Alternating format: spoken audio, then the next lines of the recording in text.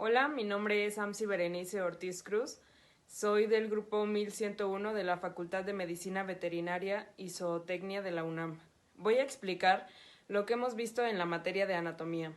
Para empezar, la anatomía es la rama de la biología que se encarga del estudio de la estructura, forma y disposición del cuerpo animal. Primero explicaré los términos de situación y dirección. Tenemos 4 planos. El primer plano es el plano mediano, el cual divide al cuerpo en 2 porciones simétricas, una derecha y una izquierda. El siguiente plano es el plano sagital, el cual es una línea paralela al plano mediano, sin embargo divide al cuerpo en 2 porciones asimétricas, una derecha y una izquierda. El siguiente plano es el plano transversal, el cual es una línea perpendicular al plano mediano, dividiendo al cuerpo en craneal y caudal. Craneal es todo aquello que se acerca al cráneo y caudal es todo aquello que se acerca a la cauda. El siguiente plano es el plano horizontal, que va de la punta de la nariz a la punta de la cola. Aplica para cabeza, cuello, tronco y cauda. Nos divide el cuerpo en 2 porciones, una dorsal y una ventral. Dorsal es todo aquello que se acerca al tronco y se aleja del plano de sustentación, y ventral es todo aquello que se acerca al plano de sustentación y se aleja del dorso. También tenemos términos usados solamente para miembros, el cual es el plano transverso. Es una línea que divide al miembro en una parte proximal y una parte distal. Proximal es aquello que se dirige al dorso y distal es aquello que se aleja del dorso. Igual usamos el término dorsal, el término palmar, que es la parte contraria al dorso de la mano, y el término plantar, que es la parte contraria de la parte dorsal del pie. Tenemos términos exclusivos de manos y pies, los cuales son axial y abaxial. Pasará una línea imaginaria entre el dedo 3 y 4. Todo aquello que se acerca a esta línea será axial y todo aquello que se aleja de esa línea será abaxial. También tenemos los términos medial y lateral. Medial será todo aquello que se acerca al plano mediano. En los casos de los miembros sería la parte interna. Y lateral, que es todo aquello que se aleja del plano mediano. En el caso de los miembros será la parte externa. Tenemos el término de intermedio, que solo aplica entre lateral y medial.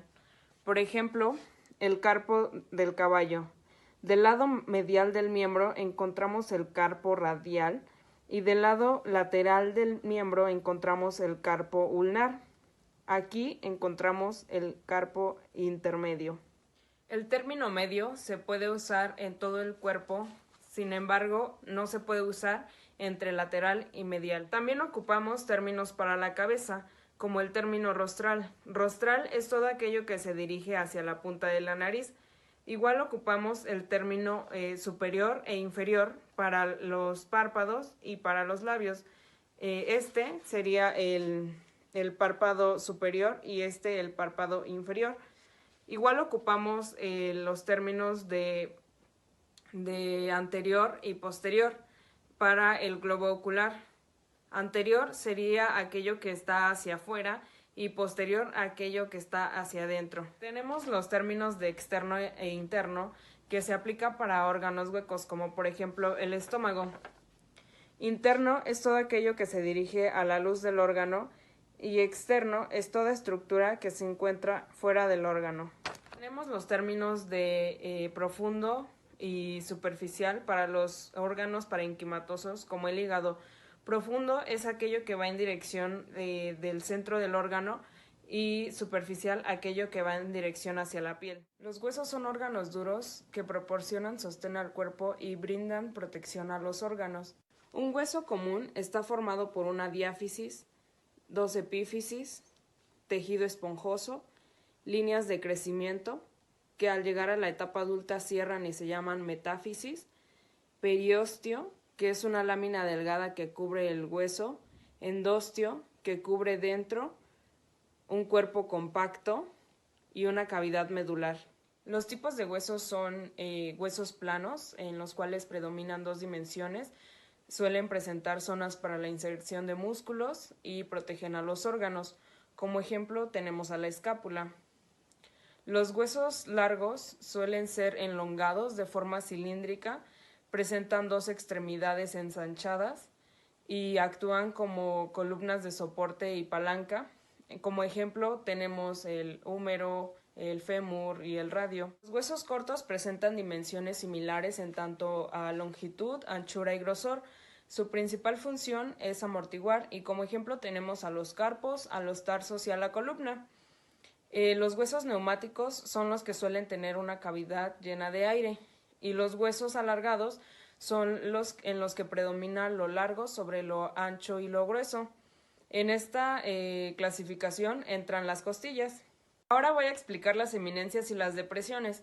Las eminencias son sobresalientes de los huesos y se dividen en articulares y no articulares.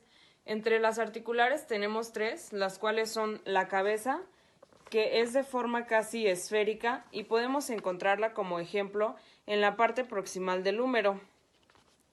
Tenemos también a los cóndilos, los cuales son de forma cilíndrica y podemos encontrarlo como ejemplo en la parte distal del húmero.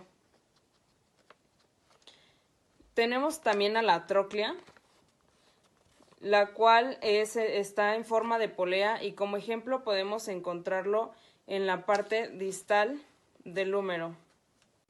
En las eminencias no articulares tenemos al proceso, el cual es de forma alargado y termina de forma puntiaguda. Como ejemplo lo podemos encontrar en las vértebras.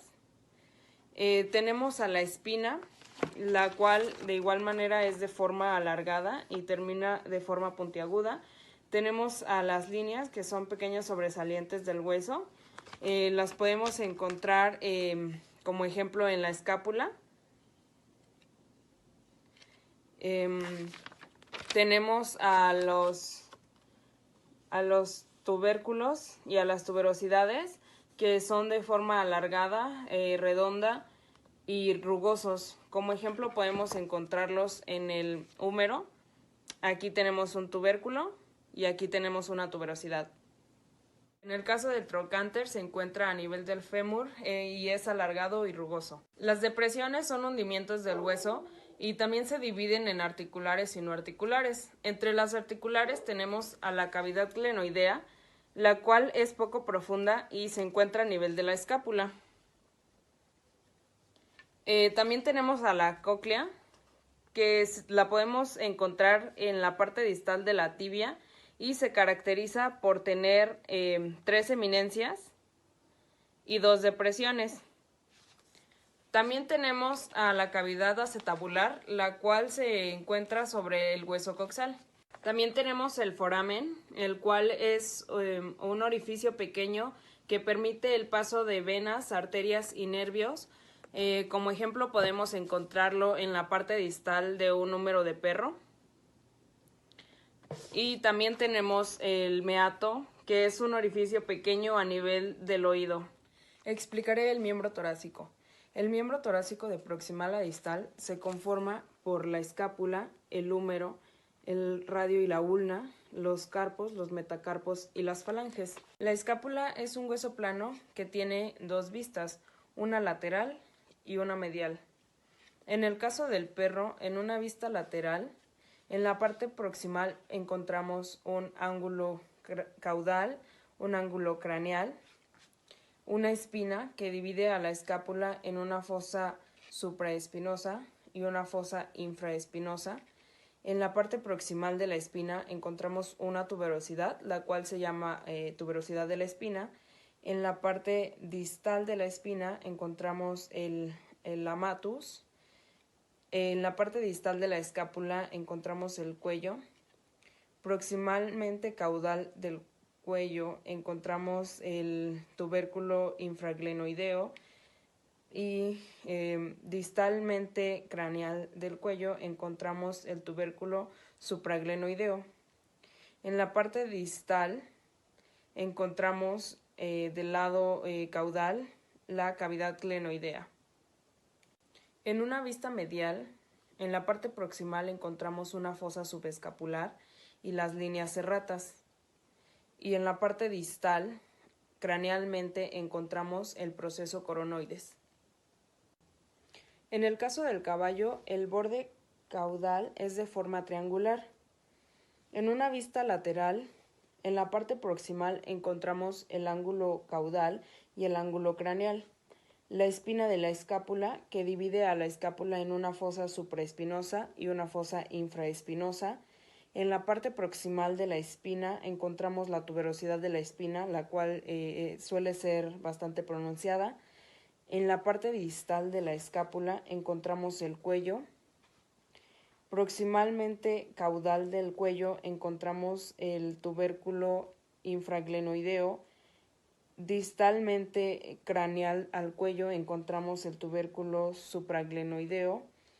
En la parte caudodistal encontramos la cavidad glenoidea.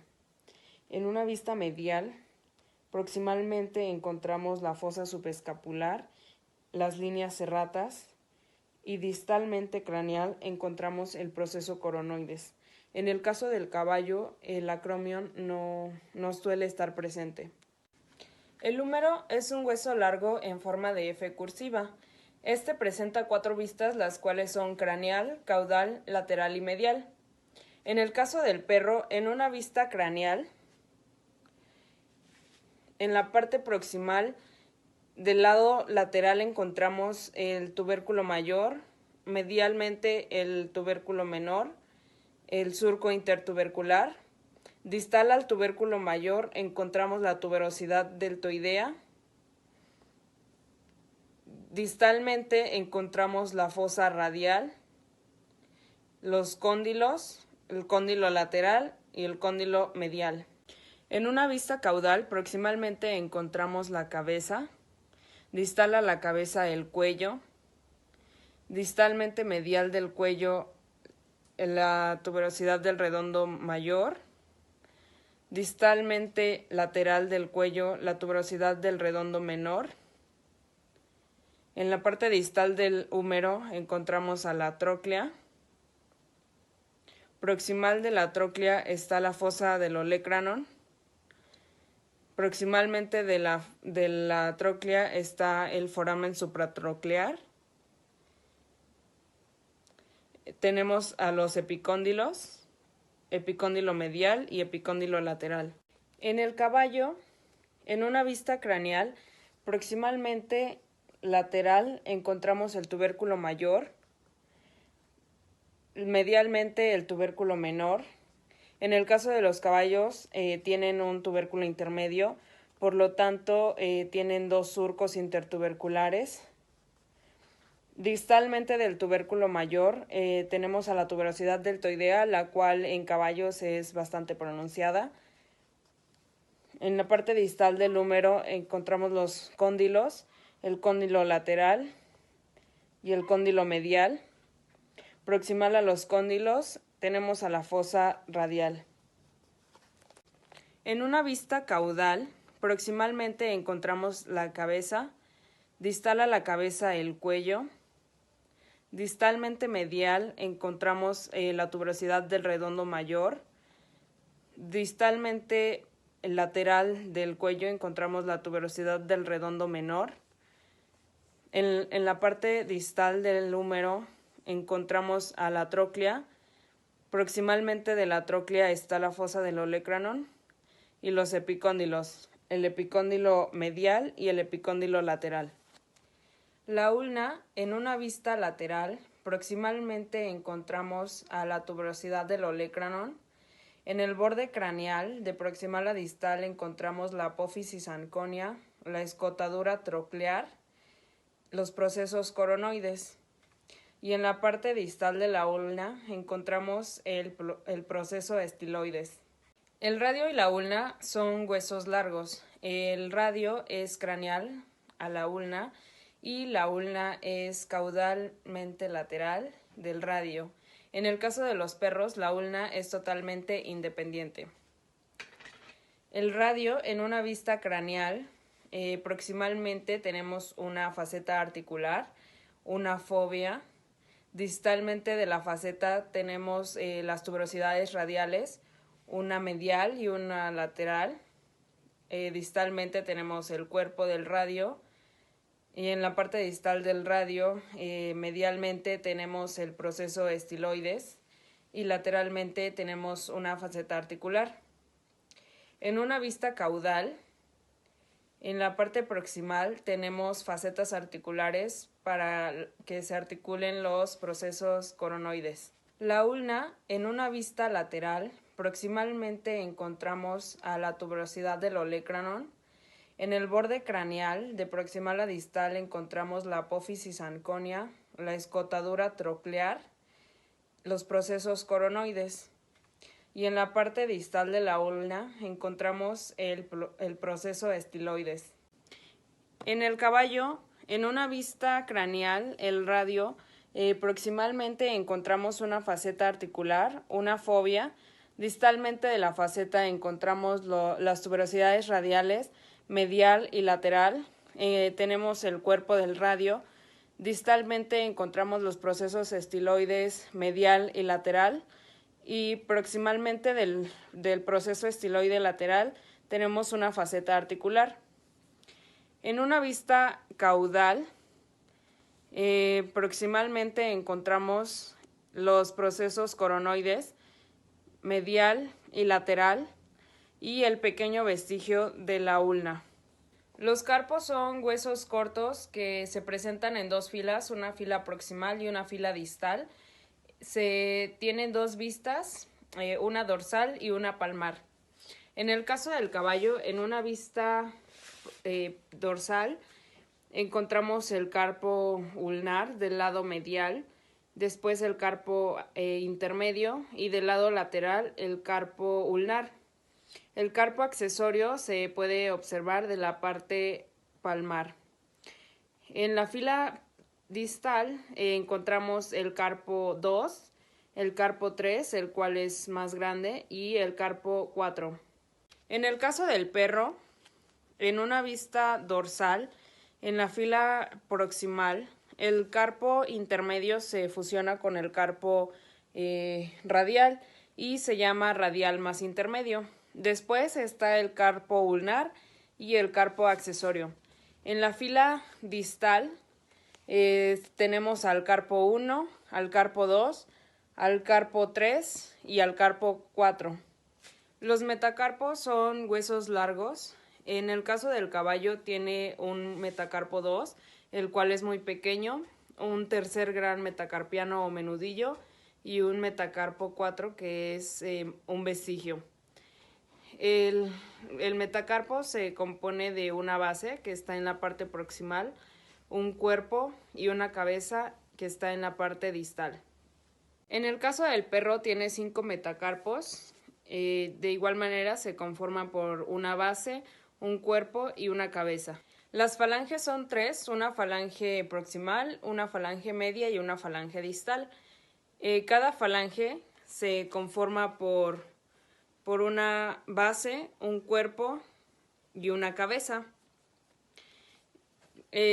Tenemos 2 huesos sesamoideos proximales entre el metacarpo y la falange proximal y un hueso sesamoideo distal entre la falange media y la falange distal. En el caso del caballo, la falange distal se le llama hueso navicular. En una vista palmar tenemos una apófisis flexora, forámenes solares, surcos solares y una crena. En una vista dorsal tenemos una apófisis extensora, una faceta articular, un borde solar y una muralla. El perro tiene 4 filas de falanges, cada una con su falange proximal, media y distal. En el caso de la falange distal, cada una cuenta con sus forámenes solares, sus surcos solares, sus apófisis extensoras, sus apófisis flexoras y sus facetas articulares. Ahora explicaré las costillas. Las costillas son huesos alargados que se conforman proximalmente por una cabeza, un cuello, un tubérculo costal, su cuerpo y un surco vascular. Las costillas se dividen en esternales y asternales. Las esternales son las que se articulan con el esternón y las asternales son las que no se articulan con el esternón. En el caso del perro, tiene 13 costillas en total, de las cuales 9 son esternales y 4 son asternales. Y en el caso del caballo, tiene 18 costillas en total, de las cuales 8 son esternales y 10 son asternales. Aquí podemos ver las costillas del caballo y las costillas del perro. Y eso sería todo. Gracias.